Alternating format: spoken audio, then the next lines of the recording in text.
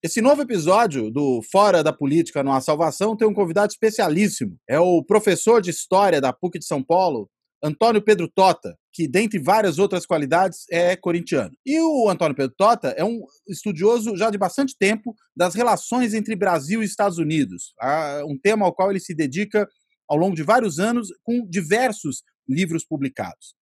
O livro dele, um pouco mais antigo, que sai agora numa segunda edição esse ano, é O Imperialismo Sedutor.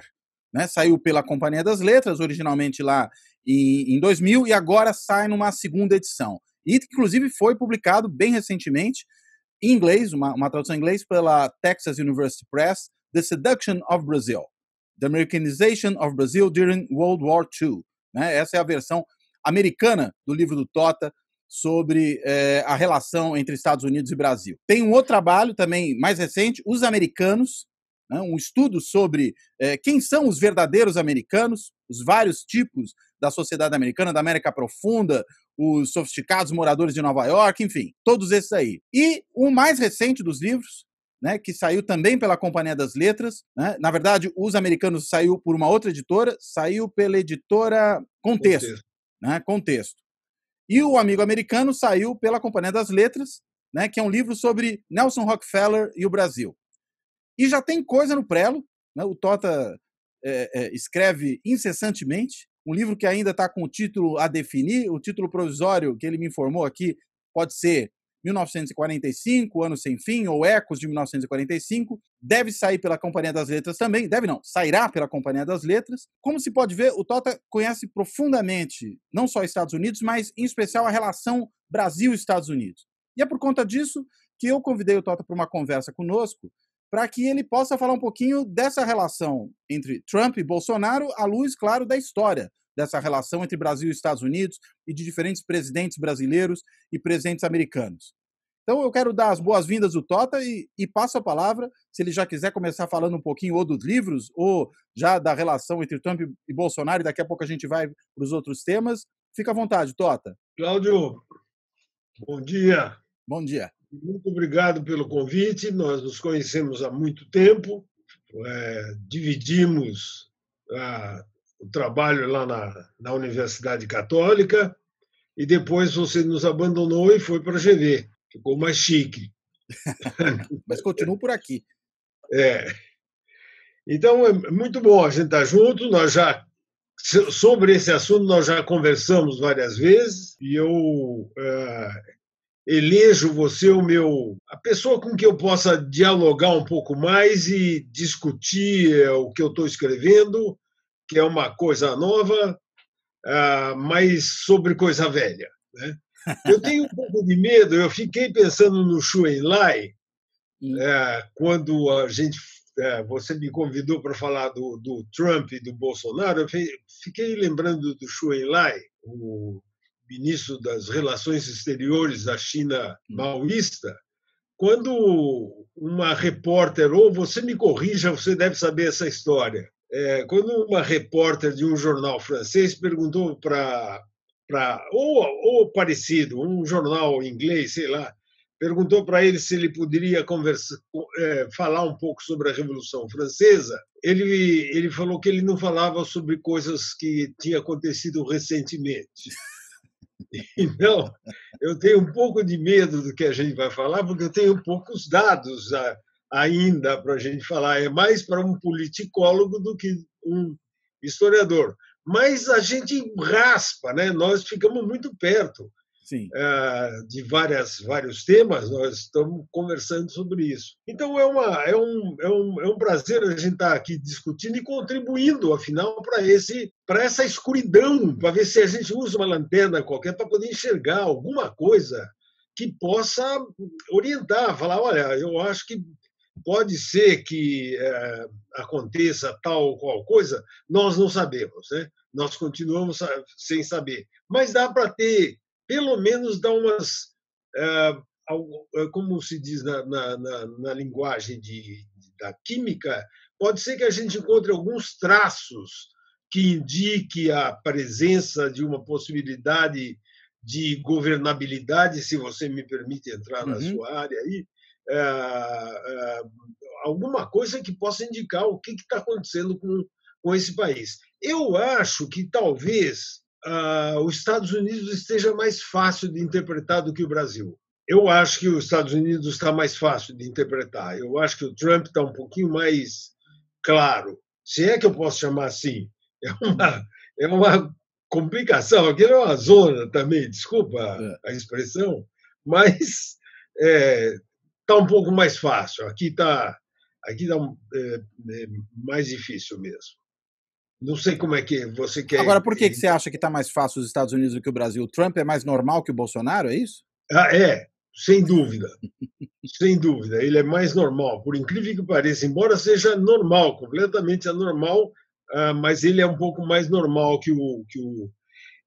Eu diria que ainda que seja difícil, é um pouco mais previsível. Você sabe um pouco mais porque ele já está há 4 anos, agora está completando 4 anos então ele já deu material suficiente para a gente poder estudar um pouco mais. E o Bolsonaro ainda não deu esse material. Pelo menos como presidente, né? Como presidente, E claro que ele tem material pregresso, mas ainda não dá para você saber.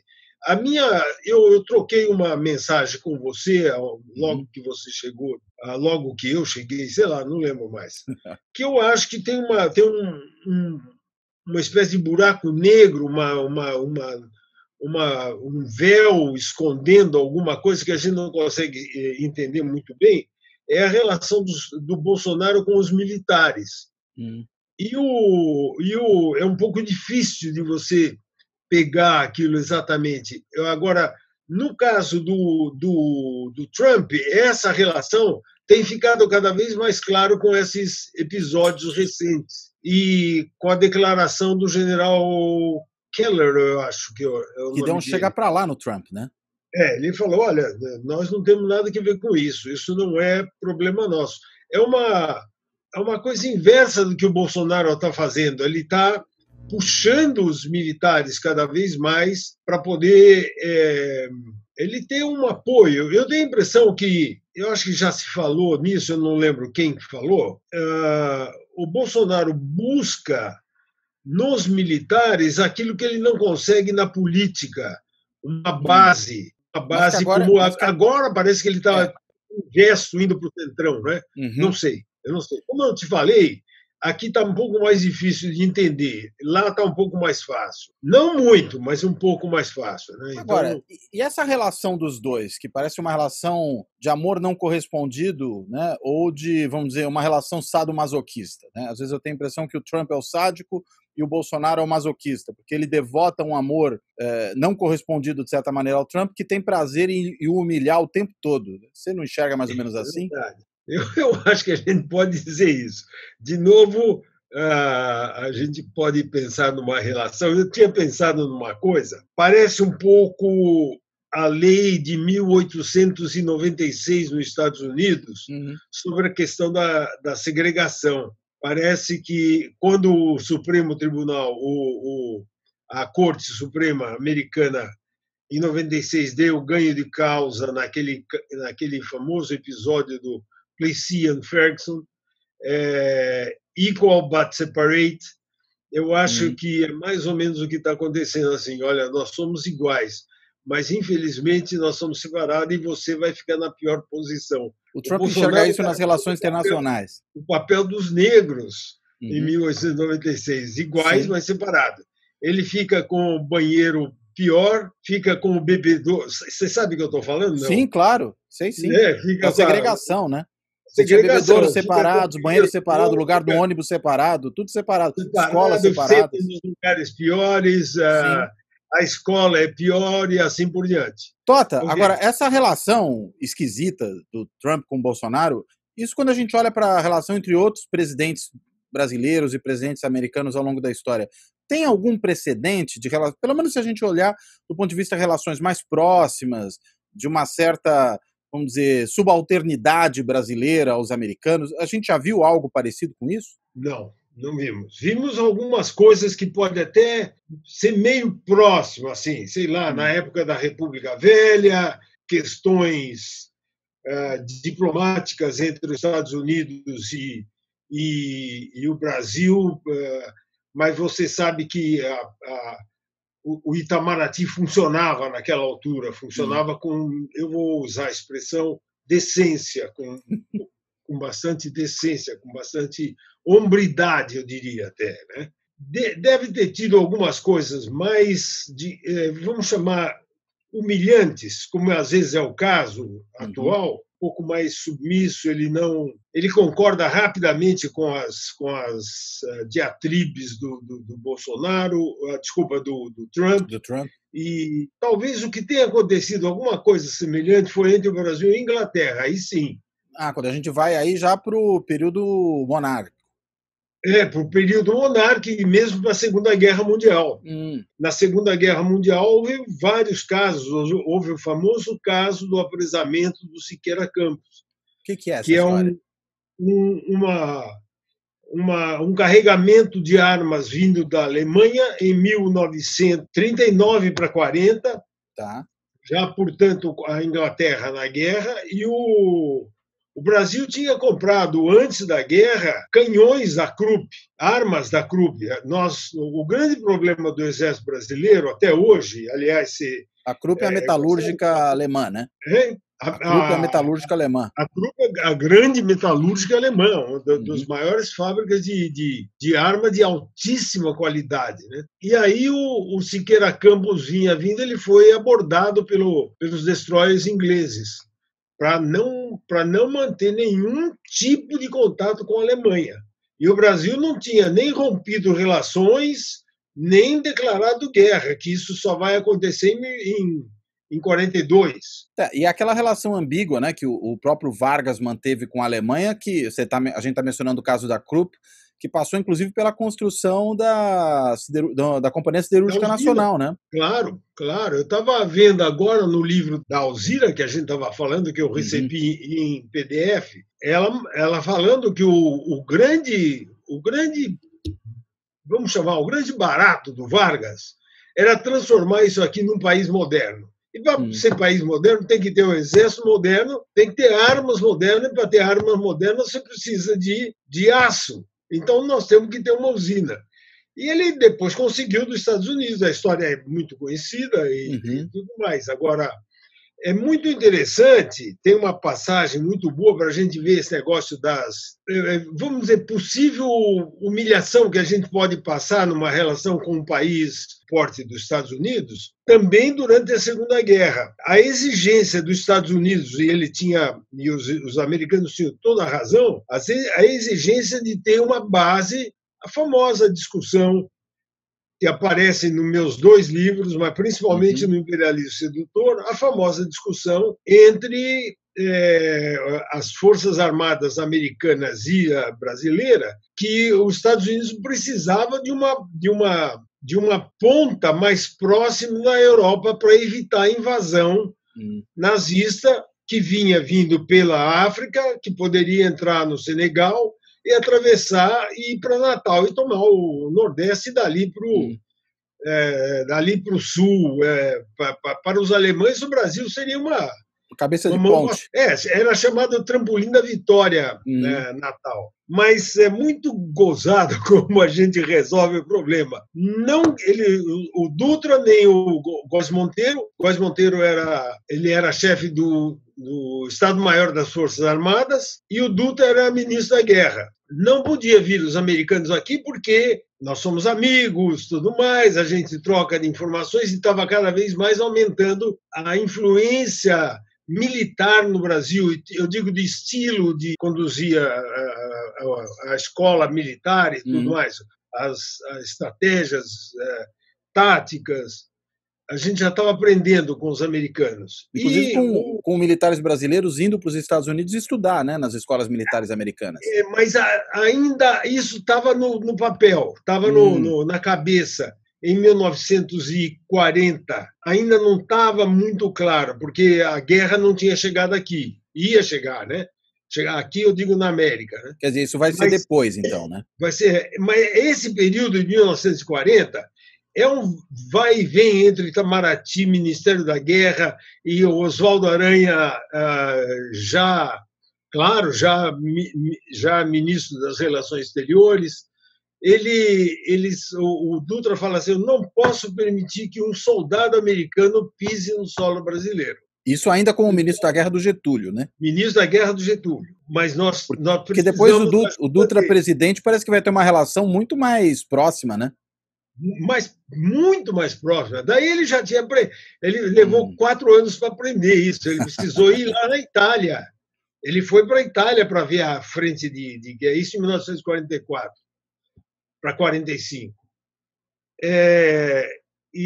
Quer dizer, há uma virada aí, então, na percepção do Dutra em relação a essa relação, né, Brasil e Estados Unidos. Claro. O Dutra era tido como um fascistoide, né? Um pró-fascista, um pró-nazista. Aliás, o Góes Monteiro também, mas quem não era? Quem não ficava admirado com aquela máquina de guerra imbatível que era a Wehrmacht? Quer dizer, todo mundo ficava, ainda mais os militares, os caras ficavam babando de ver aquilo funcionar. Entraram na França, como diz o Sartre, como faca na manteiga. Os alemães, né? Entraram como faca na manteiga. Acabaram com a França em 15 dias. Né?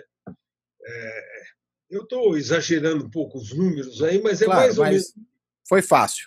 Militarmente legal, fácil, vamos dizer assim, né?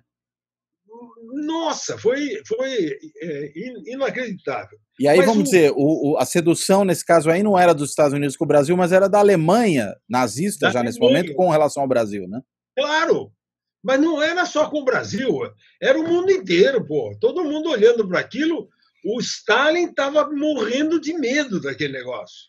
O Stalin olhando para aquilo falou: olha, ele ainda manda um telegrama, eu estou mudando um pouquinho. O Stalin ainda manda um telegrama para o Hitler parabenizando: olha, você fez um grande trabalho dominando um dos maiores exércitos do mundo, que era o da França, em 4 semanas.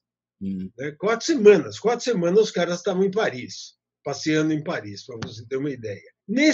Exatamente nesse mesmo momento, do ano 1940, o Góes Monteiro e o Dutra batem na mesa e dizem que não quer soldado americano aqui. O Oswaldo Aranha faz as diatribes diplomáticas. Eles chegam numa conclusão. O chefe do Estado-Maior das Forças Americanas era o George Marshall. E ele veio para cá para conversar. Olha a importância do Brasil. Para encurtar a história, como é que nós fazemos? Nós temos que fazer isso. O Marshall mostrou um plano chamado Rainbow Plan, que é: nós vamos invadir o Brasil se vocês não toparem. Sejamos claros, né? Vamos deixar claro, a gente invade, mas nós adoramos vocês são muito amigos. O Dutra já tinha ido visitar as Forças Armadas Americanas, também ficou fascinado com a organização. O que nós fazemos? Vai todo mundo para lá, os aviões nós vamos fazer um aeroporto de primeira qualidade em Natal. Quem vai usar vai ser a Pan American, viajando com passageiros comuns. Esses passageiros comuns eram técnicos, não eram soldados. Claro que eram soldados, mas eles vinham com escrito como se fossem técnicos. Eles técnicos. Parece um pouco aquela lógica do Pablo Escobar, né? Plata ou plomo, né? Quer dizer, ou vai por... se você quiser ganhar, você ganha. Agora, se não, você leva bala, né? É isso mesmo. Plata ou plomo. E eu não tinha pensado nisso, mas é uma boa comparação. E a partir daí você teve um acordo, né, muito bem feito pelo Itamaraty, muito bem feito. Né, então, Itamaraty com anuência, ainda com uma certa precaução dos 2 generais. O brilhante Góes Monteiro como grande estrategista e o Dutra como mais político do que o Góes Monteiro. Na verdade, os dois eles estavam sabendo o que estavam fazendo, sabe? E toparam isso. e encheu de americano aqui, mas não tinha soldado. Logo depois, a hora que começa a guerra, é claro, todo mundo tira o disfarce e põe uniforme, capacete e tudo mais, e começa a pilotar os aviões para poder vigiar o Atlântico Sul coalhado de submarinos alemães. Quer dizer, então, a importância do Brasil aí era de permitir um escudo aéreo, vamos dizer assim, né? De você ter uma atuação da Força Aérea Norte-Americana do jeito que eles pudessem controlar toda essa parte mais ao sul do globo, né? Isso, exatamente. Eu acho que mais do que escudo, eu acho que é um grande porta-aviões. Um grande porta-aviões, porque por isso que ele era chamado o trampolim da vitória. Era dali você saía, os aviões. Era o aeroporto mais movimentado do mundo. E se você for até lá, pegar o avião e descer, agora está difícil pegar avião, né? Sim. Mas se você pegar avião e for até lá, você vai ver as construções ainda de 1941, 42. Interessante. Tem lá os hangares, muita coisa ainda funcionando. E ainda existe um museu.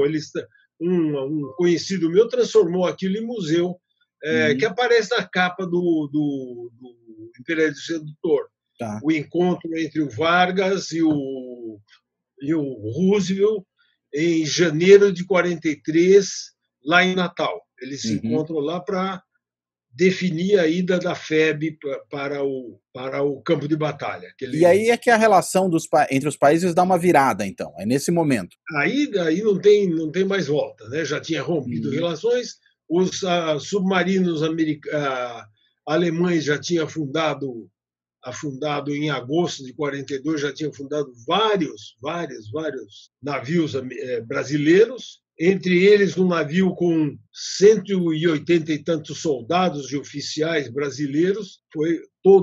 Quase todos morreram, acho que uma meia dúzia só que se salvou, eu não sei os números direito. Agora, esses ataques alemães aos navios brasileiros já são, de alguma maneira, uma reação a essa aproximação do Brasil com os Estados Unidos ou não? Sem dúvida, claro, exatamente, porque o que o Brasil fornecia para a Alemanha? Principalmente algodão. E agora é o Brasil que vai fornecer algodão para... Eu estou falando algodão um item, né? E agora não fornece nada. E a Alemanha precisava de algodão, como precisava de borracha. Borracha é outro problema seríssimo, porque em 1940, eu sei que estou mudando um pouquinho o nosso foco, mas a origem está aí, sabe?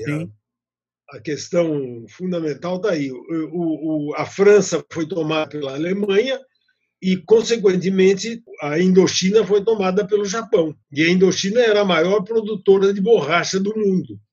Daí passou a ser o Brasil e começa a famosa batalha da borracha, onde vai se restaurar. Só que na Indochina era plantações de seringueira e aqui a gente colhia no mato. Era o seringueiro, né? O seringueiro que ia buscar o caucho, né? Então, agora, isso aí, vamos lá. Ao final da guerra, cai Vargas. Dutra, que tinha essa postura antes reticente em relação aos americanos, já havia embarcado completamente.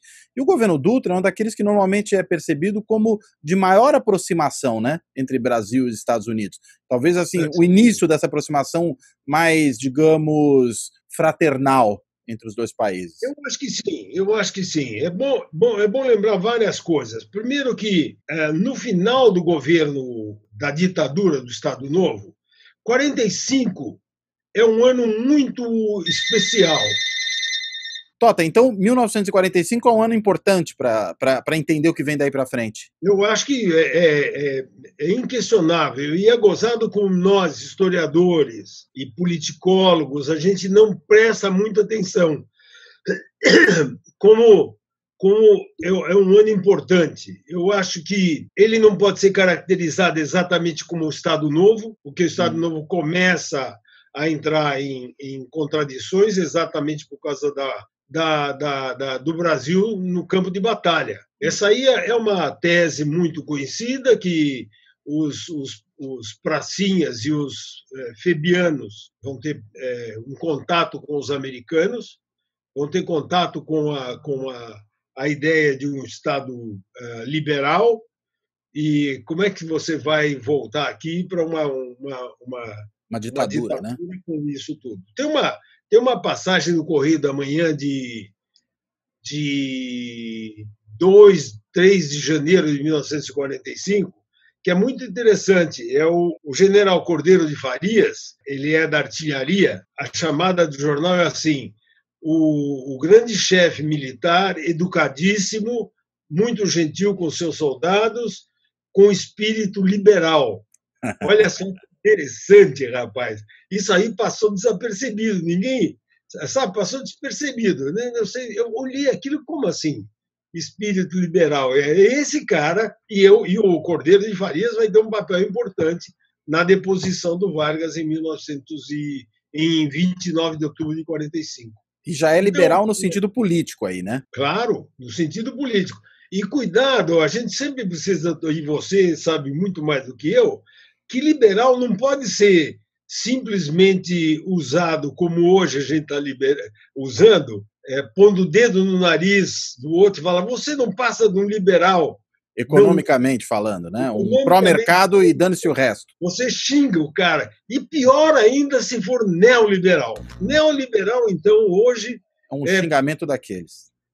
É pior que fascista, que eu escrevi lá no jornal Valor, né? Foi aquela coisa: tomar cuidado, que não é assim tão fácil, você sacar da algibeira, se me permite usar uma expressão antiga, saca da algibeira um papelzinho assim escrito liberal, do outro bolso saca fascista. Aí pronto. Fica fácil, né? Resolveu a discussão. Resolveu a discussão. O lado oposto faz a mesma coisa, né? Tira do bolso comunista. E comunista hoje é chutar cachorro morto, né, pô? Mas o pessoal gosta de usar o xingamento, né? Xinga, você não passa de um comunista, né? Até o STF a gente descobriu que é comunista agora. Até o STF a gente descobriu que se trata de uma instituição comunista, né? O Supremo Tribunal Federal. Mas a Rede Globo, é todo mundo comunista. Todo mundo comunista. O cadáver o esqueleto do Marinho está virando no túmulo lá.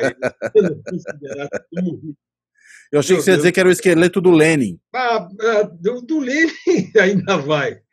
Mas espera aí, o Lenin acho que ainda está preservado, não está? Sim, então, mas vai mais fácil ainda de virar, né?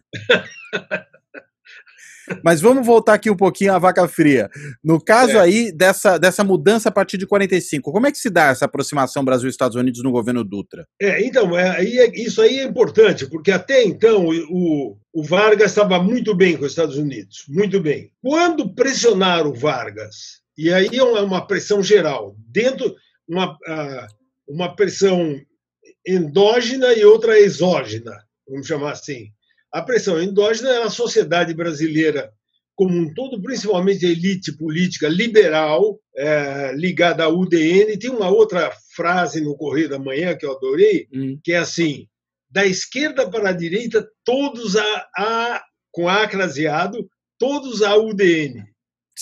Porque a UDN era a União Democrática Nacional. E depois tinha uma outra vertente que chamava União Nacional, que era do Partido Comunista, que estava crescendo bastante naquela altura. Mas as relações entre Brasil e Estados Unidos estavam muito boas. Elas começaram a se deteriorar um pouco quando o novo embaixador, o Burley, Adolf Burley, ele faz um discurso pedindo para o Vargas, está escrito aí no livro que está nas suas costas, com um pouquinho de detalhes, o Lira. O do Lira Neto. Do Lira Neto, mostrando como o Burley, ele chegou, os americanos falam Burr, mas o Burley exigiu, entre aspas, não foi assim, ele foi gentil, de forma mais diplomática, a democratização do Brasil. E isso era em setembro de 1942.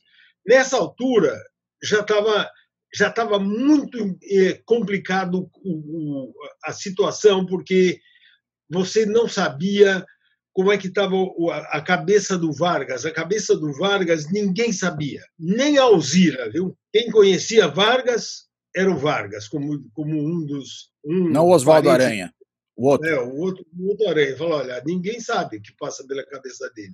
Agora, é interessante porque os americanos estão nesse momento, tanto na Alemanha, como no Japão, como na Itália, patrocinando a implantação de regimes que vão ser, na realidade, regimes democráticos, né? Tanto que eles participam da elaboração das constituições desses países. E, de uma certa maneira, que você me corrija se eu estiver errado, mas a impressão que dá é que esse mesmo tipo de ação que eles tinham nos países derrotados na Segunda Guerra, eles começam a querer implementar também em países aliados, que aí é o caso do Brasil nesse momento, não? Claro. Ou não é isso? O Brasil, aliás, exigia o nosso embaixador em Washington, que era o Carlos Martins, estava lutando para ter mais, digamos, mais dividendos para o nosso lado, né? Para que a gente fosse recompensado, mais recompensas, e nós não tivemos as recompensas que era esperada. Então, o que é importante aí é que o Burley ele deu a entender que estava pressionando demais nos assuntos internos brasileiros. E isso, o Vargas começou a se afastar dos Estados Unidos.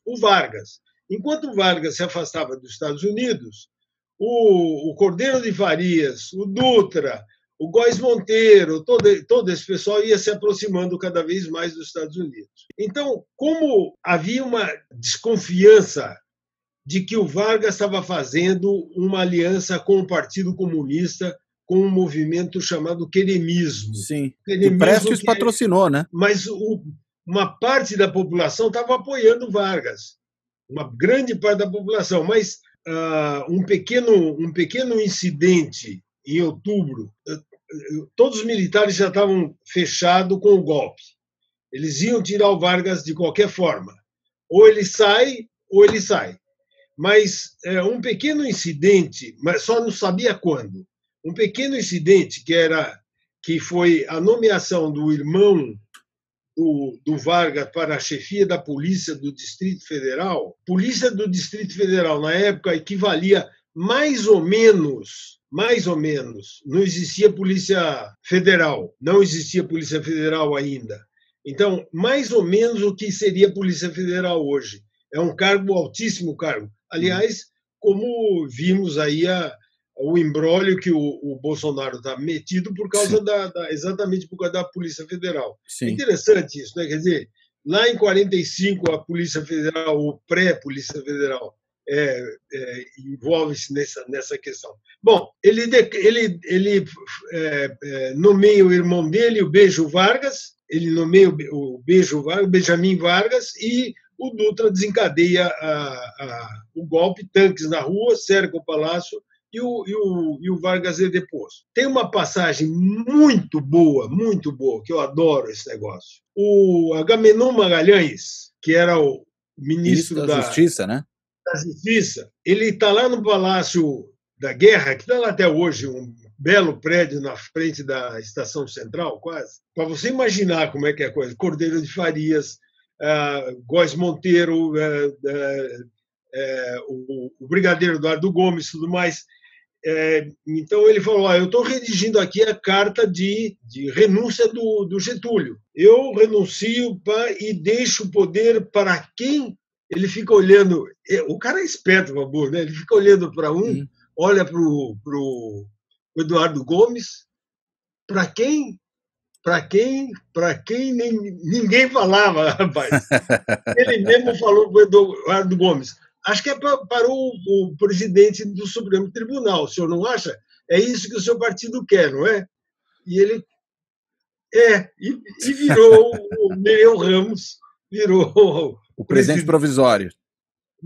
O presidente provisório até 2 de dezembro de 1945, quando teve a eleição. Então, aí começa a grande aproximação, mais aproximação com os Estados Unidos. Há quem diga, os teóricos da conspiração, há quem diga que quem estava por trás disso era os Estados Unidos, por causa da presença do embaixador. Não é bem assim, porque ele foi até penalizado, ele foi obrigado a voltar para os Estados Unidos porque foi considerado intromissão no Estado aliado não deveria ter feito isso e tudo mais. Ele voltou para os Estados Unidos e deixou a embaixada aqui, logo depois desse incidente. Isso é um negócio bem interessante. É bom lembrar que o papel do Departamento de Estado é muito importante, mas ele esbarra nele mesmo, porque é uma estrutura muito grande, muito burocrática, então ele não consegue tomar decisões rapidamente. Ele é meio pesadão. Meio lento. É um negócio muito lento para poder tocar aquilo. Então, às vezes, o Nelson Rockefeller tomava decisões ex abrupto, ele mesmo tomava decisões e às vezes era chamada a atenção, como vários casos aí que aconteceram. Mas, só para lembrar, é bom a gente saber que o Truman, que substituiu o Roosevelt depois da morte dele, foi completar o mandato, né? O mandato do Roosevelt mal tinha começado. Ele morreu 12 de abril de 45. Então, o Truman vem para o Brasil em 1947 para participar da formação do TIAR. E quem estava aqui? Estava o Truman, muito bem recebido, foi para Petrópolis, jantares e tudo mais, e o secretário de Estado dele, que era nada mais, nada menos o inventor do Plano Marshall. E por que não tem Plano Marshall para nós? É isso que a gente estava falando. Não teve Plano Marshall para nós. Não teve, nunca terá, e até agora nós estamos esperando lugar lá na ONU, até agora. No Conselho de Segurança. No Conselho de Segurança. E não vamos ter. Sobretudo nesse contexto, né? Hein? Ainda Sobretudo mais nesse contexto. Né? E se por acaso entrar o Biden, daí que não entra. Ainda mais com um governo como esse que nós temos aqui, né? É por isso mesmo. Esse é o problema. Agora, essa relação ao longo do governo Dutra, enfim, é uma relação boa. O tratado aí que você mencionava é o Tratado Interamericano de Assistência Recíproca, né? Esse que é assinado logo naquele período, né? Isso mesmo. Agora, enfim, mas a gente fica a ver navios, digamos assim, para usar uma expressão antiga. E como é que evolui daí para frente, né? Porque aí o Vargas volta, né? Bom lembrar disso. Fica a ver navios, literalmente, hein? Porque nós não conseguimos ter os navios que a gente estava querendo. Sim. Mas você estava dizendo que o Vargas volta. Isso. E aí como é que fica essa relação Brasil-Estados Unidos? O Vargas, durante um período que vai dos primeiros 2 anos, ele acha que ainda podia, principalmente por causa da Guerra da Coreia, ele achava que ainda podia negociar da mesma forma que ele havia negociado em 42, 43, 44. Mas ele percebe que os Estados Unidos têm uma prioridade. O Brasil não é mais prioridade. É prioridade, mas não prioridade no sentido de primeira grandeza. Sim. Ainda por cima nesse contexto, né? Porque antes eles precisavam da gente por causa da posição estratégica do Brasil no contexto de guerra, né? Posição, quero dizer, geográfica, inclusive, né? É isso mesmo. A Guerra da Coreia não era suficiente para o Brasil, aliás, ele se recusou a participar na Guerra da Coreia. Os Estados Unidos chegou a convidar, mas eu acho que a coisa mais interessante aí, e isso é uma tese minha, não é exatamente tese minha, é resultado de leitura, nada é da gente, né? Tudo depende do resultado das leituras. Os americanos começaram, os policymakers americanos, começaram a confundir um conceito, o conceito de nacionalismo. Isso aí veio de dentro de alguns think tanks que tinha nos Estados Unidos. Vários think tanks, vários. Um desses pensadores, desses think tankers, eu chamo de os policymakers americanos, né? Uhum. Eles começam a perceber que a palavra nacionalismo, já durante a guerra, ela é perigosa. Nós estamos lutando contra os ultranacionalistas. Exato, que são os fascistas, né? Os fascistas, estados totalitários. Mas ele já foi derrotado, mas tem um estado totalitário sobrevivendo aí, chamado União Soviética. E um grande estado totalitário. Aliás, tem bomba atômica. Aliás, tem bomba termonuclear, que é a famosa Tsar, já tinha explodido a Tsar na época do Getúlio, popularmente chamada de bomba de hidrogênio, mas não é assim, Tá. não é exatamente isso. Mas era uma super, super, super bomba. Então, Uhum. o que está acontecendo com o governo Vargas? Ele está cada vez mais cortando remessa de lucros, tomando medidas cada vez mais nacionalistas. Isso aí é coisa de comunista. E o Vargas, e repare que ele não está sozinho. Isso está acontecendo quase que ao mesmo tempo na Guatemala. E lembrar o que está acontecendo lá, né? Já tinha acontecido 2 anos antes na China. Né? Quer dizer, a Revolução Maoísta já tinha dominado, então já tinha conseguido tomar o poder. O que está acontecendo? O Vargas é um comunista. Mas quem achava isso era muito mais no plano interno, os militares aqui, o exército daqui, do que externo, com certa ajuda. Aí sim, como você falou, dos militares brasileiros que vão para o colégio War College. É interessante que é uma coisa que acontece também nessa mesma época no Irã, né? Que é o que vai. Isso. É bom lembrar, eu tinha esquecido do Né? Irã. É, Mesma coisa, mesma coisa, mesma coisa. que leva à volta do Então, Shah, né? Apoiada pelos Estados Unidos e pelo Reino Unido, né? agora, coisa que a gente não sabe muito bem, e eu tenho estudado isso agora, quer dizer, esse conceito já começa a nascer dentro do governo Roosevelt, viu? O próprio Roosevelt começa a se alertar, olha, esse excesso de nacionalismo não é bom para nós, não faz bem para os Estados Unidos. Só quem pode ser nacionalista é os Estados Unidos, não pode Nacionalismo é ficar nosso. muito nacionalista assim, que é perigoso. Agora, isso aí depois, o Vargas cai em boa medida por conta também desses conflitos. É claro que tinha uma coisa interna, né? Mas ele começa a se estranhar com os militares, ele começa a se estranhar com certos setores das elites econômicas brasileiras. Tanto que muita gente diz que o suicídio do Vargas postergou o golpe de 64 por 10 anos. O golpe de 64 ocorre tentando se justificar como uma luta contra os comunistas, que derrubou um herdeiro do Vargas, que era o Jango, mas que na verdade era um nacionalista Era um talvez a nacionalista centro-esquerda, né? Sem a qualidade política do Vargas, né? Sim, claro. O Jango era muito, muito fraco em termos de manejo político, né? Ele foi se aproximando cada vez mais de um partido comunista, dito forte, que tinha um esquema, tinha muitos comunistas, segundo o Partido Comunista, dentro do Exército, e haveria isso aí já é bastante sabido, né? Haveria um esquema militar para garantir o governo Jango. Jango, e não houve nada. Sim. É famoso aquele negócio do Julião, né? O Julião falou que tinha 800 mil lavradores com metralhadora pronto para defender o Jango. Não tinha nada. Um pouco como as matracas da Revolução de 32, talvez. Eu acho que sim. Eu acho que sim, é isso mesmo. Com o golpe de 64 e o regime militar, aí se intensifica essa relação entre Brasil e Estados Unidos, ainda que ela não passe tanto por uma questão pessoal dos presidentes, né? E o Rogerinho, nosso colega, ele Rogério Arantes, você está falando? Claro, pô, Rogério Arantes. Ele falava que o livro que ele queria jogar fora e depois não jogou, e falou que fez muito bem não ter jogado, que é a tomada do poder do Dreyfus. Sim. Ali tem um quê de teoria da conspiração ali, né?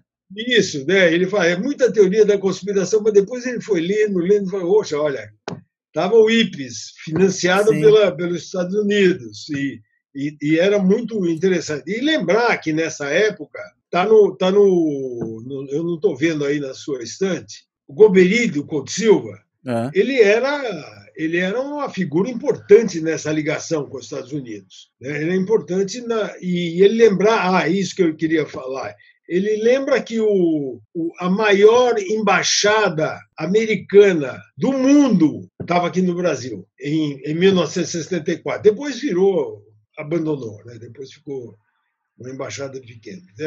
Era o maior número de funcionários que, claro, tinha a CIA, tinha todo mundo trabalhando aqui. Isso quer dizer, Então, o maior número de funcionários de uma embaixada americana fora, quer dizer, fora, no mundo era no Brasil? era no Brasil. E por que essa A importância? maior... Por um lado, não deu importância nenhuma para nós. Por outro lado, tem isso? O que explica essa situação? Com medo de perder isso aqui para aquele negócio chamado comunismo, né? Ah, bom. Que é um absurdo. Não tinha condições de botar o Brizola com os 11 do Brizola, até hoje não apareceu os 11. E eu que tenho uma certa simpatia pelo Brizola. Imagina, não tinha nada, não tinha nenhum esquema. Quer dizer, o que você está dizendo tinha muito blefe aí, pelo jeito, né? Nossa, são coisas terríveis. Eu li a biografia do Jango, é de morrer. Não sei se você leu a biografia dele. Não, acho que não. Não sei, depende vale do Muniz Bandeira, não? Não. O Muniz Bandeira é um pouco tendencioso, o Muniz Bandeira. Ele tem... Agora, e como é que fica essa questão da aproximação? Quer dizer, você fala que tem uma embaixada que é a mais, digamos, é a maior embaixada americana no mundo, essa no Brasil? A mais importante embaixada americana era do Brasil. Para evitar que o país se tornasse um país comunista. Claro. Mas isso já em 64 ou antes de 64? Já antes de 64. Antes de 64, antes do golpe. E durante o regime militar isso prossegue, essa relação tão estreita? Prossegue. Aí vai ter problemas, né? Porque você vai vendo dentro do governo militar um período muito próximo com os Estados Unidos, que é com o Castelo Branco. É um negócio. Agora, a impressão que eu tenho, me corrija se eu estiver errado, é que nesse período da ditadura, o Brasil consegue ter uma relação mais pragmática, mais distanciada com os Estados Unidos do que, por exemplo, o Bolsonaro, que vamos dizer, é tão elogioso ao regime militar, estabelece. Parece que eles tinham menos ideologia e tentavam jogar mais com os interesses, claro, não só do país no sentido amplo, mas até deles em termos geopolíticos e tal. Hoje parece que isso passa por uma discussão ideológica, né? Não dá para comparar, não tem comparação. Você tinha moedas de troca, muito importantes. É claro que tinha ideologia no meio, claro que tinha ideologia, claro que nós estávamos lutando contra o comunismo, que era o perigo comum. Claro que a União Soviética era uma grande ameaça, mas os governos militares, em especial o do Geisel, você vai ver como ele tem uma relação de igual para igual. O Geisel ele é um cara culto, é um militar culto, e ele mantém uma relação muito boa com os Estados Unidos. Boa no sentido de até o Jimmy Carter. Quando entra o Jimmy Carter, complica muito, porque o Jimmy Carter quer fazer a política dos direitos humanos. Aqui, ele e o Geisel não permitia a intromissão de estrangeiros aqui. Então, aí começa a ter problema. Mas temos boas relações comerciais, boas relações econômicas com os Estados Unidos. Claro que temos a crise de 73, 74, e daí abala o mundo inteiro, né? Daí a gente vai ver que pega o mundo todo. Não esqueça que nessa altura o Nixon está caindo, né? O Nixon está caindo. Eu queria só lembrar uma coisa: quem veio para a posse do Juscelino Kubitschek, representando os Estados Unidos, foi Mas isso Nixon. Lá atrás ainda, agora. A gente está voltando. Lá atrás, é que eu estou emendando as relações com os Estados Unidos. Os Estados Unidos tinha o Brasil em boa conta. E um dos elos mais importantes dessa relação era um cara chamado Nelson Aldrich Rockefeller. Ele que tecia toda essa coisa até mais ou menos 58, 59, ele tinha um papel muito importante com a relação com o Brasil. Mas como homem de negócios, como ator político, uma mistura das duas coisas? Ator político, as duas coisas. As duas coisas. Daí, quando ele entra para o governo de Nova York, ele vai abandonando um pouco o Brasil. Mas é muito interessante, aí voltando um pouquinho, é interessante que em 45, fim de 45, quando o Brasil foi, digamos, descartado como parte importante da política externa americana, o Nelson Rockefeller toma o papel de Estado americano e vem como um ser particular aqui para fazer políticas de desenvolvimento sanitários, desenvolvimento econômico, agricultura, reforma agrária, tudo isso. Ele vem para fazer isso. Uma espécie de diplomacia filantrópica, vamos dizer assim. Filantrópica. Ele quer transformar o Brasil num grande Estados Unidos. Tá. E ele sabia por quê. Ele sabia isso. Ele estava sabendo o que estava acontecendo aqui. E ele era profundamente anticomunista, né? Nossa! Até a medula, né?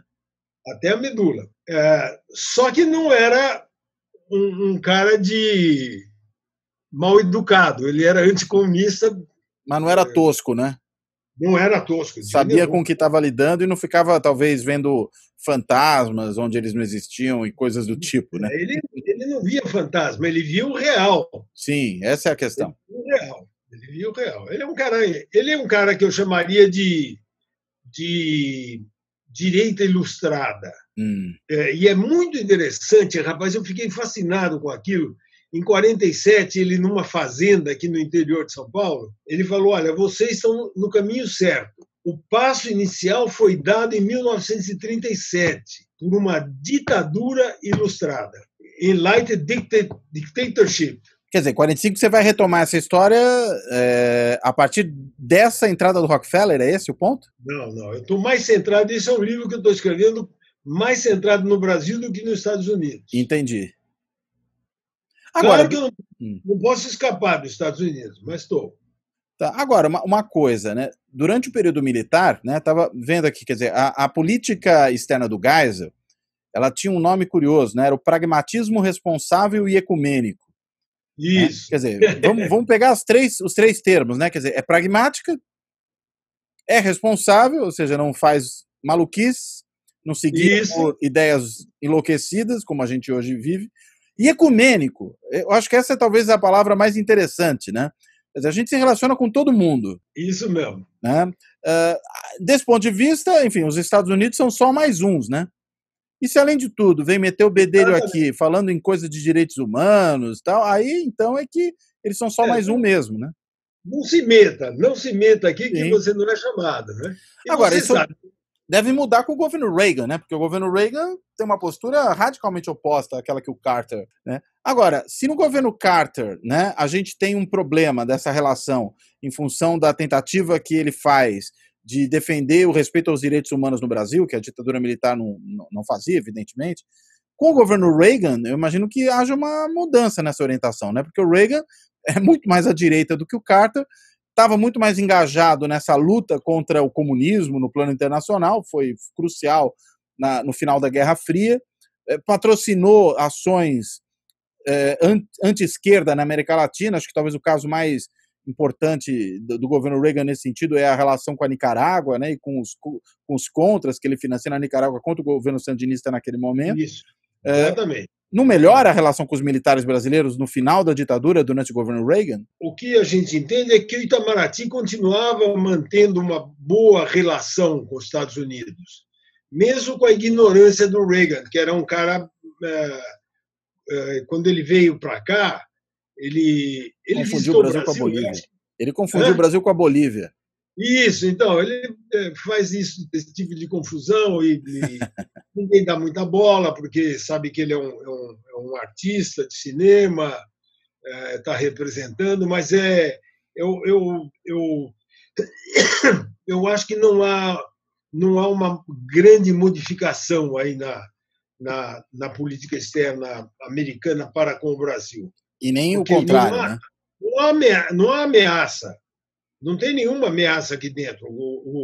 A guerrilha já tinha sido destroçada. Na verdade, você estava tendo um apoio dos Estados Unidos como herança da política do Jimmy Carter, um apoio dos Estados Unidos a essa política meio de abertura.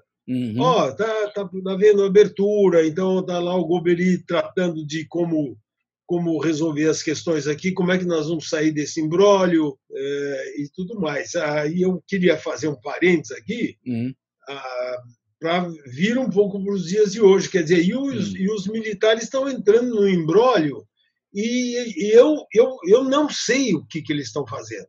Você quer dizer hoje no governo Bolsonaro? Eu estou falando do governo Bolsonaro. Sim. Uhum. Porque no governo Lula, eles ficaram quietos. No governo Fernando Henrique, foram. Mas não é verdade também. Eles tiveram um papel importante, não tão aberto assim, não tão visível, mas os militares estavam presentes. Eu acho que você sabe melhor do que eu. Eu tenho um livro que eu não largo aqui para consultar toda hora, que é o livro do Oliveiros, o Elos Partidos dele, né? Que é um. Não sei se você tem esse livro. Em que ele vai falar do Partido Armado, né? Isso mesmo. Ele vai até. Ele começa com mais ou menos com o Império e vai até o governo militar, até o fim do governo militar. É muito interessante. E ele trabalha bem com isso, quer dizer, trabalhava.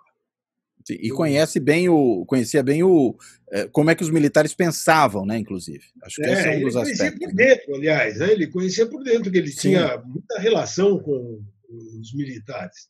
A minha dúvida é se eles ainda pensam dessa mesma maneira, né? A impressão que dá é que esses militares parece que pensam um pouco diferente do que aquela geração, digamos, de 64 pensava, né? Sobretudo se a gente pensar nos castelistas, né?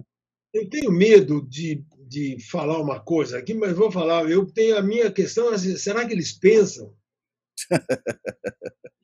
Eles só agem reativamente. Eu fiquei um pouco impressionado com eu não sei, esse ministro que é da Ativa, que falou que a gente estava no hemisfério norte. Sim, o Pazuello, assim, né? O ministro da Saúde. Como é que pode um general de 4 estrelas fazer uma confusão dessa? Você não pode, ele tem que. Qual é a confusão que ele fez? Eu não entendi muito bem. Eu acho que ele também não. Não, porque falar que o inverno do hemisfério norte é o que interfere no clima da região norte e nordeste do Brasil é uma asneira sem tamanho, né? É difícil imaginar que qualquer pessoa que fez o ensino médio, ou mesmo que tenha finalizado fundamental, e tenha pelo menos estudado direitinho o fundamental, faça uma confusão dessa natureza. Então, quando você tem um general de 4 estrelas, que supostamente passou por todas as escolas militares, e fala uma bobagem desse tamanho, é realmente muito preocupante, né? Porque ele fala achando que vai convencer os outros, inclusive. Não dá para comparar com os militares de 64. De jeito nenhum. Imagina o Golbery. Você tinha o Golbery, o Geisel, Castelo. O cara mais tosco ali era o Costa e Silva. Que não à toa era da linha dura, né? Não é à toa mesmo. Você tem. O Geisel é um cara refinado. É um cara com. Se você leu, você já deve ter lido o livro dele. É muito bom. O cara tem cada proposta muito interessante. Tanto é que o Lula fez uma declaração quando ele estava no governo, falando bem dos militares. Aí a esquerda pega aquilo e a esquerda mais pega aquilo e fala, tá vendo? Ele era ligado aos militares, alguma coisa assim. Eu não estou defendendo o Lula. Mas a questão é, a cada um de acordo com aquilo que fez, né? Uma coisa é você criticar o autoritarismo da ditadura militar, as barbaridades que cometeu. Outra coisa é você reconhecer que eles tinham uma formação melhor, tinham uma ideia de país na cabeça, e hoje parece que não tem nada na cabeça, né? Não, esse é o meu medo, sabe? Agora, só voltando um pouquinho ao Geisel, quando você falou do projeto, do grande projeto dele da política externa, é muito interessante que ele queria transformar o Atlântico Sul numa espécie de Atlântico Norte igual dos Estados Unidos. Não é a troco de nada que o ecumenismo dele incluía Angola comunista. Sim, exatamente. Ele foi o primeiro país, o Brasil foi o primeiro país a reconhecer o governo comunista de Angola. Logo depois da independência de Portugal, né? Pois é. Exatamente. Depois da guerra, quer dizer, depois continuou a guerra civil dentro da Angola, mas é interessante isso. Quer dizer, era o grande projeto do Golbery, né? O projeto geopolítico dele, a ideia da potência do Sul. Por isso fazer bomba atômica, etc. Né? O Brasil queria ter uma bombinha atômica, né? Pelo menos. Para se colocar de maneira mais assertiva no plano internacional, acho que esse era o cálculo, né? Botar o dedo definitivamente no nariz da Argentina. Isso também. Isso também. Agora, uma questão que eu acho que é importante é a seguinte, né? Você falou do Rockefeller, tem o seu livro sobre o Rockefeller, o papel dele. Ele não virou presidente dos Estados Unidos, mas ele era um homem de negócios, acho que até muito maior do que o Trump, que entra na política de maneira muito significativa. O Trump é um homem de negócios que vira presidente dos Estados Unidos, embora me pareça menor como homem de negócios, mas chega numa posição política mais alta do que as que o Rockefeller foi capaz de galgar. Né? Tem algum paralelo entre os dois aí que você consegue estabelecer, ou talvez um contraste entre os dois que faça sentido estabelecer? Não há paralelo nenhum. Nenhum. Você não fale isso de jeito nenhum. Porque não, mas eu quero explorar o contraste, exatamente esse ponto. Contraste é total, porque na época do Rockefeller ainda existia a política vinda dos Founding Fathers, mais ou menos. Já estava mudando, mas era mais ou menos. Tinha um elemento aristocrático ali, vamos dizer assim. Um elemento aristocrático, não entrava gente de fora, ele não entrou, ele não saiu da Standard Oil e foi direto para governador. Trabalhou como político dentro do governo Roosevelt, teve um papel importante nas relações durante a guerra, um papel importantíssimo. Depois, no governo Truman, ele ajudou a formular o chamado ponto 4. Depois, no governo Eisenhower, ele era subsecretário. Então, você imagina o seguinte, quais os cargos que o Trump teve na vida pública? No máximo, financiador de campanha, né? Mesmo assim, no máximo, financiador de campanha.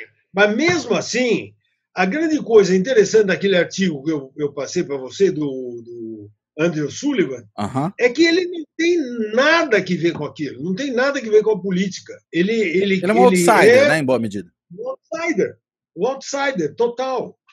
Ele não tem nada a ver com a política. Se eu quisesse fazer uma comparação com o Lula, por exemplo, o Lula ainda tinha a militância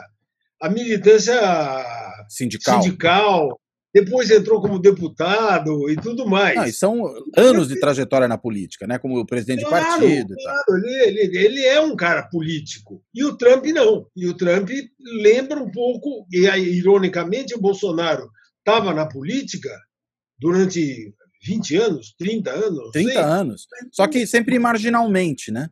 Mas ele não saca da política. Ele não consegue sacar. Ou ele saca de uma política que eu não consigo acompanhar, eu não tenho condições. Eu acho que é uma política miúda de pequenos favores, defesa de interesses corporativos muito localizados e um discurso ultrajante para satisfazer uma certa claque, né? Não é política no sentido de uma formulação, de estar no meio das grandes articulações. Bolsonaro nunca foi isso, né? O discurso do Bolsonaro aí fica meio parecido com o do Trump. Aí ele tem que achar um inimigo. Ele tem que são 3 inimigos do Trump. E eu gostaria de achar os inimigos do Bolsonaro, mas não é difícil também. Precisa pensar um pouco. 3 inimigos do Trump. Comunista não dá mais. Você não pode. Você não tem comunista. Então você tem os muçulmanos, inimigos, tem os mexicanos inimigos e tem o Partido Republicano como inimigo. Não é o democrata, é o republicano você está falando. Republicano. O democrata é claro que é inimigo. É o sistema político tradicional que vem desde o Jefferson, ele não suporta aquilo. Porque ele é imigrante, ele é filho de imigrante. O Obama... Neto, né? Hein? O Neto, ele é neto, né? Neto de imigrante alemão. Mas o único cara que entrou nos Estados Unidos que não era protestante foi o Kennedy. E depois o Obama, que não era nada. E o Trump não é nada mesmo. Ele é um cara que você sabe muito bem, ele é o exemplo que o operário que se ferrou, desculpa a expressão, depois você corta aí. Não, mas já não tem perigo. O operário americano que se estrepou. Entrou numa situação muito complicada com a globalização, e é verdade, porque as fábricas americanas estão lá na China. Uai, todo mundo sabe disso. Ele adora o Trump porque, olha só, milionário, cheio de mulher, né, entrando sempre nas boates, ele é famoso sem vergonha, um cafajeste, eu gostaria de chamar. E agora não, agora vem pintar de boa gente. Então, homem comum americano, ele adora o Trump. Eu acho que... Ele é o que o cara gostaria de ser. Ele gostaria de ser aquilo. Mulheres, bebidas, embora o Trump não beba, hein? Isso é interessante. Ele toma Coca-Cola feito um louco, come hambúrguer feito louco, mas ele não bebe. Mas não tem importância. Isso é o de menos. Tem um amigo meu, você conhece ele, o Matthew Shirts, ele acha que o Putin sabe de sacanagem do Trump, por isso, da sacanagem que o Trump, quando ele foi para... Aliás, ele foi lá para a Ucrânia, não sei lá onde, e voltou com aquela senhora, que é a senhora dele hoje, né? Como é que ela chama? Ivanka. Não sei. Mas Melania Trump.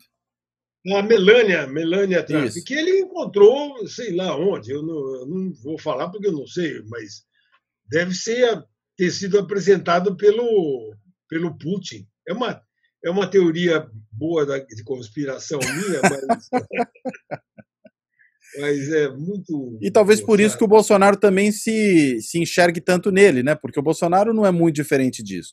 O Bolsonaro é aquele que, há pouco tempo atrás, dizia que usava o dinheiro do auxílio moradia para comer gente, né? É isso mesmo, isso mesmo. E agora? Como é que fica a questão da religião com o Bolsonaro? Você falou do ecumenismo, eu falei, esse cara é ecumênico. Outro dia ele foi fotografado dentro da Basílica de Brasília, que é católica, ele sentado, ajoelhado, rezando. Depois recebe a bênção de Edir Macedo. Depois recebe a bênção do outro...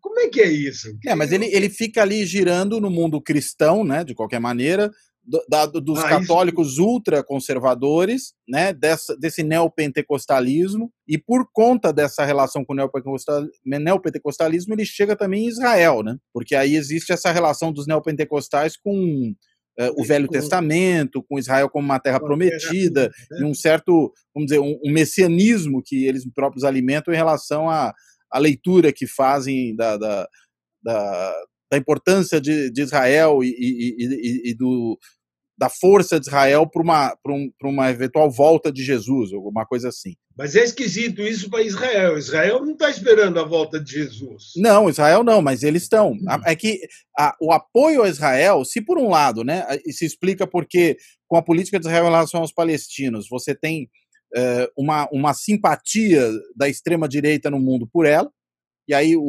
a coisa contra os muçulmanos, contra os árabes, enfim, entra aí também, né? E o governo de extrema-direita do Benjamin Netanyahu ajuda nessa linha, o governo linha dura, violento, etc. Mas, por outro lado, ele consegue se aproximar dos evangélicos por essa leitura que os evangélicos têm em relação a Israel. Então, tem um lado que se afina com a minha política de extrema-direita, de outro lado se afina com a minha política pró-cristã. Então, eu acho que, vamos dizer, esse sincretismo, né, mais até do que ecumenismo que o Bolsonaro produz, mas um sincretismo cristão, né, passa por aí, né? Mas que não é um sincretismo de relações externas, né? Tanto que agora, por exemplo, o Brasil deve se posicionar na ONU com relação a uma votação sobre racismo em linha com os Estados Unidos, porque o governo brasileiro quer favorecer o Trump. Veja a que ponto a gente chega, né? É isso mesmo. Nossa. Muito bem.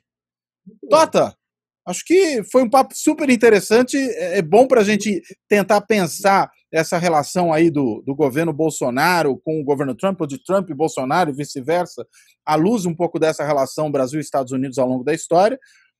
E cá entre nós, né? A gente conclui que nunca foi tão ruim, né?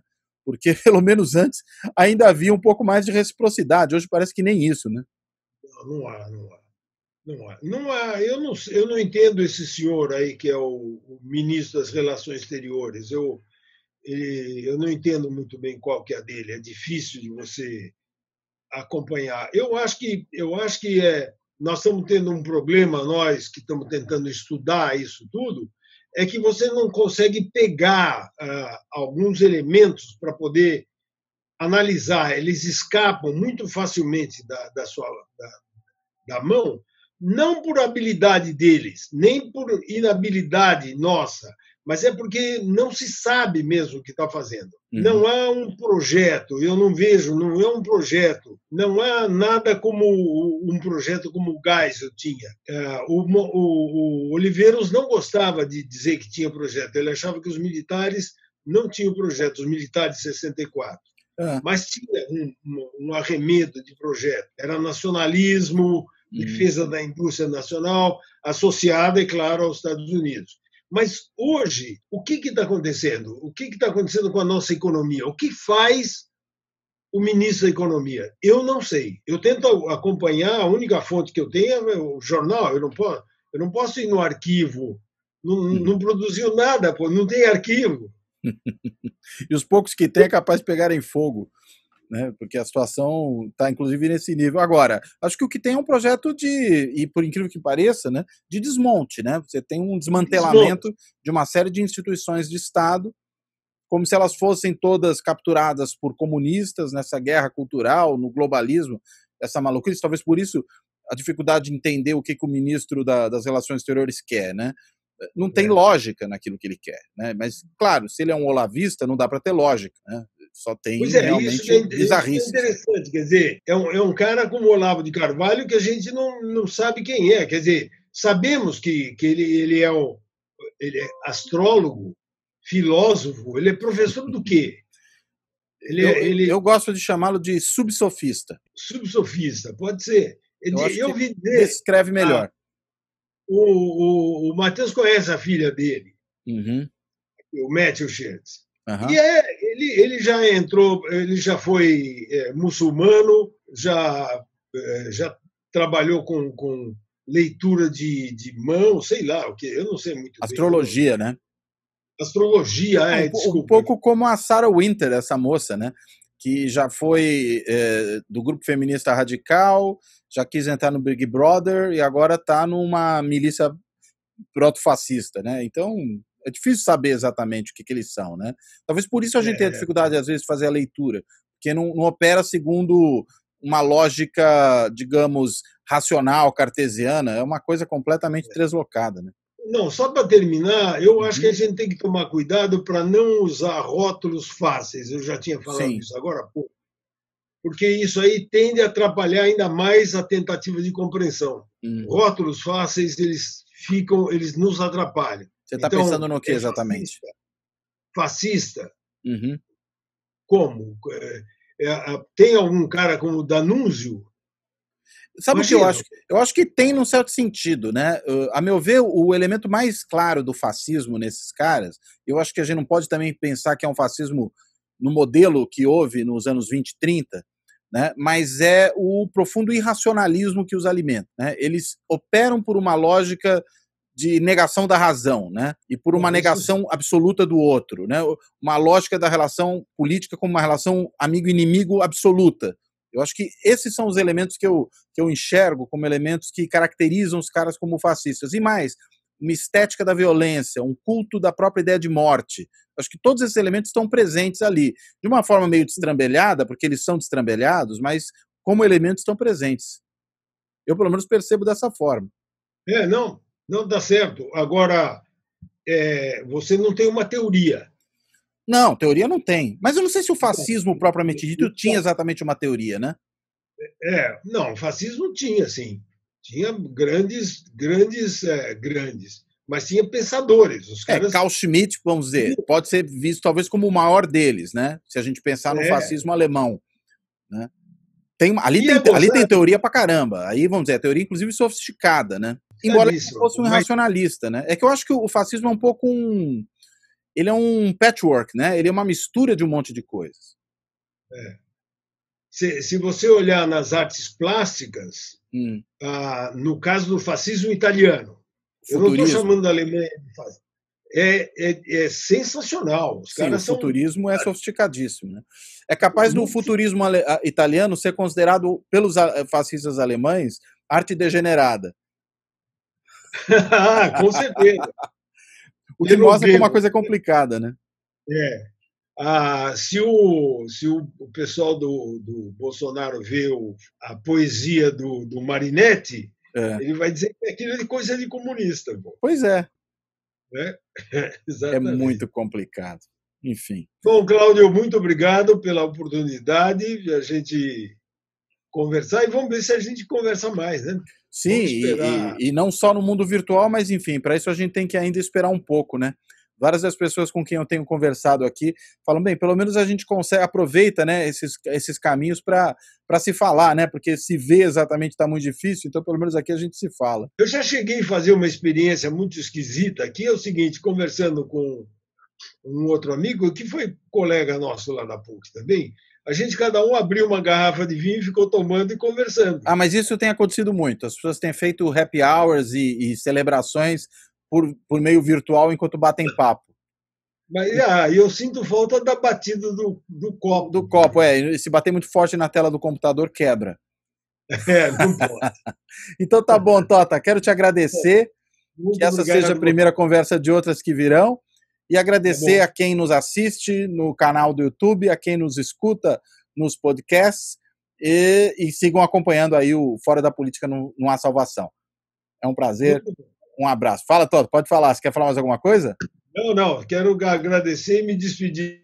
Bem, com essa interrupção, acho que o Tota teve problemas aí na conexão. Depois a gente conversa com ele com mais calma. Fechamos esse episódio do Fora da Política não há salvação.